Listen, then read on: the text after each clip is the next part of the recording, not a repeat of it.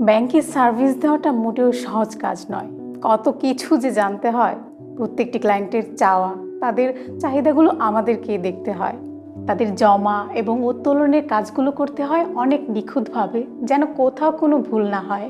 ব্যাংকের কোনো অভিজ্ঞতা না থাকার কারণে কাজটা আমার জন্য শুরুতে ছিল বেশ চ্যালেঞ্জিং, কিন্তু ট্রেনিং এবং রোটেশনগুলোর মাধ্যমে ধীরে ধীরে সব কিছু শিখে নিয়েছি। আমি নওশীন তাবাসসুম ট্রেনিং শেষ করে এই মাসে আইএফআইসি ব্যাংকের ট্রেনি অ্যাসিস্ট্যান্ট অফিসার পদে জয়েন করেছি। পড়াশোনা শেষ করে ভেবেছিলাম সরকারি চাকরি করব। শাহজালাল বিজ্ঞান ও প্রযুক্তি বিশ্ববিদ্যালয় থেকে সমাজবিজ্ঞান বিভাগে অনার্স মাস্টার্স শেষ করার পর বিভিন্ন সরকারি চাকরির পরীক্ষা অংশগ্রহণ করি। তো সেখানে উন্নীত হতে না পেরে হীনমন্যতায় ভুগছিলাম, আত্মবিশ্বাসের অভাব বোধ করছিলাম। তখন আমার মনে হয়েছে বিভিন্ন প্রাইভেট সেক্টরে আমি আমার ক্যারিয়ার গড়ব।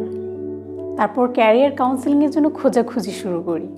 সোশ্যাল মিডিয়াতে একদিন ক্যারিয়ার হাবের অ্যাড দেখে তাদের সম্পর্কে জানতে পারি।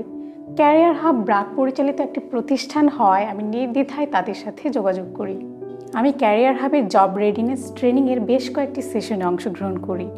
সেশনগুলোতে জব ফিল্ডে কীভাবে নিজেকে প্রস্তুত করতে হয়, ভাইবা বোর্ডে কীভাবে নিজেকে উপস্থাপন করতে হয়, সে বিষয়গুলো সম্পর্কে জানতে পারি। সেশনগুলোতে কর্মক্ষেত্রে অভিজ্ঞতা সম্পন্ন এবং দক্ষ ট্রেনারদের থেকে অনেক বেশি অনুপ্রেরণা পাই। তখন নিজেকে আরও বেশি আত্মবিশ্বাসী মনে হতে থাকে।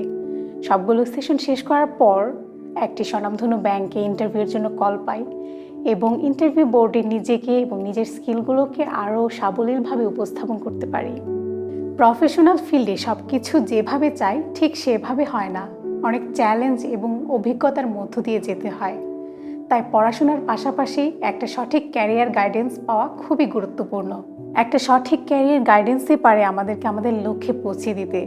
এতে করে বাস্তব অভিজ্ঞতার আলোকে পাওয়া তথ্য দিয়ে নিজেকে যে কোনো প্রফেশনাল ফিল্ডের জন্য প্রস্তুত করা যায়।